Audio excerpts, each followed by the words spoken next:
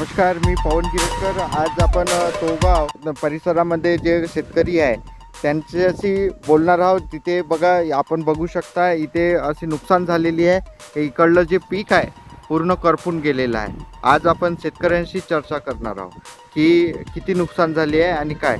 माझ्यासोबत आहे धोटे पाटील, ह्या गावातील प्रतिष्ठित शेतकरी आहे। आज त्यांच्याशी आपण त्यांच्या व्यथा जाणून घेऊया। नमस्कार जी।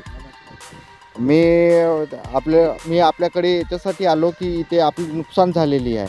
तर तुमची इथे काय लावलेलं होतं तुम्ही? इथं पराठी लावली होती, सोयाबीन लावलेली होती। हं, माझं नाव गणपत महादेव धोटे, राहणार तोगाव। हं, मी शेतीसाठी कर्ज काढलं होतं। हं, पुरी शेती पुरानं डुबली आहे, हं, माल गेला आहे। हं, तरी म्हणजे कर्ज खंडत नाही असं मला होऊन आहे। हं, तरी मला लवकरात लवकर दिवाळीच्या अगोदर पुरपुरात मदत करावी।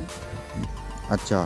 आणि किती म्हणजे केव्हा किती पूर आले होते गावामध्ये? पूर गावामध्ये 3-4 पूर आले होते। हा. 3-4 वेळा बुडली होती। हं, हं, हं. तर मग त्याच्यामध्ये आता सोयाबीनचं बियाणं सुद्धा तुम्ही कर्ज काढून घेतलं असेल? सोयाबीनचं बियाणं, पराठी म्हणजे पराठी हं, हं, हे पुरे लोन काढून घेतलेलं आहे। हं, हं.